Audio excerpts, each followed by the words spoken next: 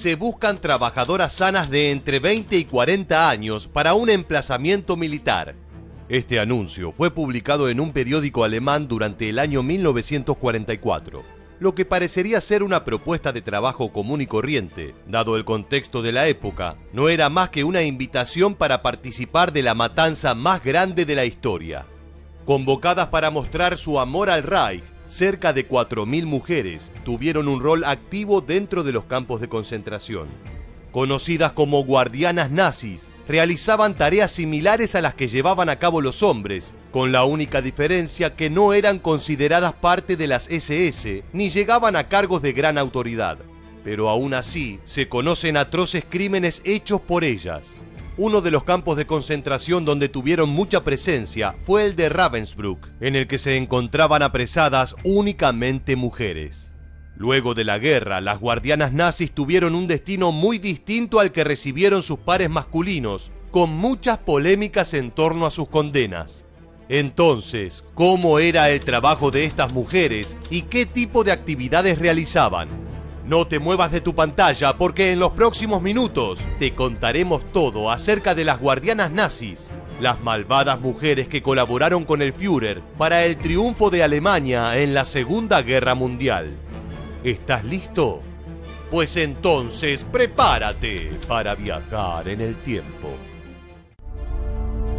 Luego de los primeros años de la Segunda Guerra Mundial, las fuerzas militares alemanas estaban urgidas de sumar nuevo personal, una tarea para nada sencilla. Con el paso del tiempo, la cantidad de hombres disponibles escaseaba y las autoridades comenzaron a barajar alternativas. Es por eso que a partir del año 1942 dieron inicio a la búsqueda de mujeres que pudieran trabajar en los distintos campos de concentración.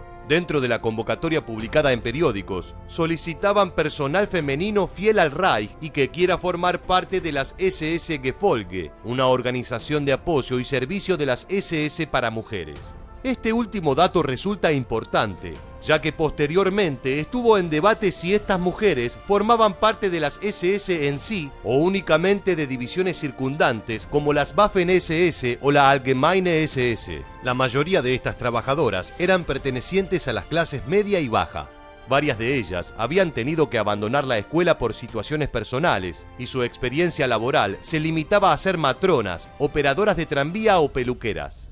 Por otro lado, muchas de ellas habían sido adoctrinadas por grupos juveniles nazis, tales como la Liga de Muchachas Alemanas.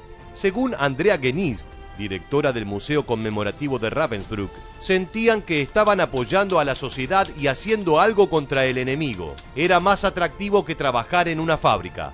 Las mujeres que eran capacitadas para ser guardianas nazis recibían un entrenamiento similar al de sus pares masculinos, que duraba entre 1 y 6 meses y era dictado por guardianas veteranas. Sin embargo, más allá de ser capacitadas del mismo modo, el trato para con ambos sexos era distinto. Generalmente las guardianas ocupaban el cargo de SS Helferin, que significa asistenta de las SS. Algunas de ellas podían ser ascendidas a primera guardiana, líder de campo o supervisora principal.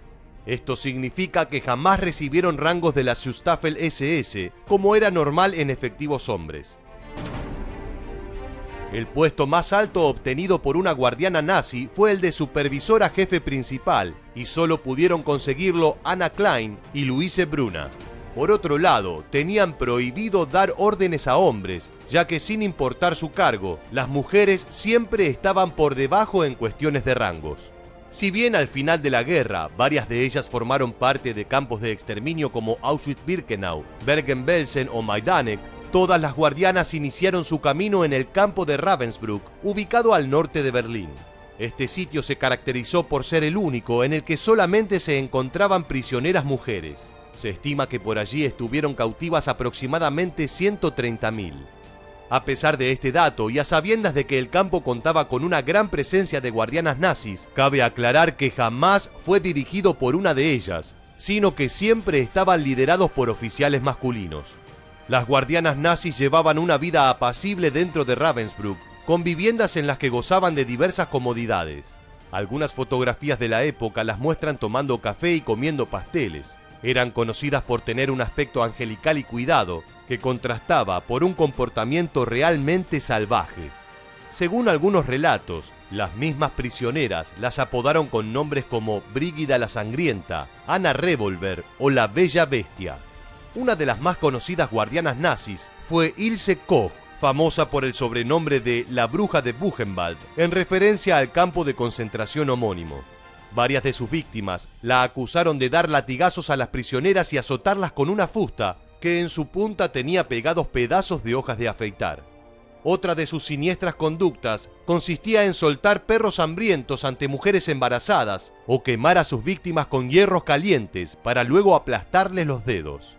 A su vez, si alguien osaba mirarla a los ojos, Koch era capaz de golpearlo hasta hacerlo desvanecer o incluso morir. Se estima que fue la autora de aproximadamente 5.000 asesinatos. Por otro lado, entre las guardianas nazis más populares se encontraba Herta Bote, que cuando fue consultada acerca de un posible arrepentimiento, respondió de manera tajante: ¿cometí un error? No, el error fue que era un campo de concentración, pero tenía que ir a él, de lo contrario me habrían metido en él. Ese fue el error. También es conocido el caso de Clara Künig, que trabajó como guardiana en los campos de Ravensbrück y Auschwitz, conocida por su trato educado y amable, poco habitual en esta clase de sitio. En Auschwitz, Clara fue descubierta ayudando a los cautivos de manera ilegal, lo que le valió el castigo de ser hostigada con duros latigazos. Según el testimonio de Selma van de Perre, sobreviviente de Ravensbrück, eran gente horrible. Probablemente les gustaba trabajar allí porque les dio poder. Les dio mucho poder sobre las prisioneras. A su vez remarcó: creo que eran mujeres comunes que hacían cosas diabólicas. Cuando los aliados comenzaron con la liberación de los campos de concentración, la mayoría de las guardianas continuaban en servicio activo. Muchas de ellas fueron retenidas en el campo de internamiento de Recklinghausen o en el antiguo campo de concentración de Dachau. A su vez, entre 500 y 1000 mujeres fueron interrogadas por el ejército de Estados Unidos. No obstante, la mayoría de ellas fueron liberadas, ya que consideraban prioritario ocuparse de los efectivos masculinos. Por otra parte, y de igual manera que sus compañeros hombres, varias de las guardianas fueron ejecutadas por los soviéticos o enviadas a gulags. En comparación con los juicios contra hombres, se conoce una escasa cantidad de juicios a estas mujeres. Se estima que de las más de 3.500 guardianas nazis, apenas 77 fueron procesadas y que de estas, solo un número menor recibió condenas. En los años siguientes se consideraron a sí mismas como ayudantes ignorantes y fáciles de manipular y pudieron rehacer sus vidas. Muchas de ellas se casaron y cambiaron sus nombres, borrando así su oscuro pasado. Es así como llegamos al final del video y queremos preguntarte: ¿crees que las guardianas nazis fueron tan culpables como los efectivos hombres de lo sucedido en los campos de concentración? ¿O merecen una menor atribución de responsabilidades? Déjanos tu opinión en la bandeja de comentarios y no olvides suscribirte y activar las notificaciones. También recuerda seguirnos en Facebook e Instagram para conocer muchos más sucesos militares que dejaron su huella en la historia. Esto fue todo en un nuevo episodio de Historia Militar. Gracias por quedarte hasta el final. Nos vemos en el próximo video.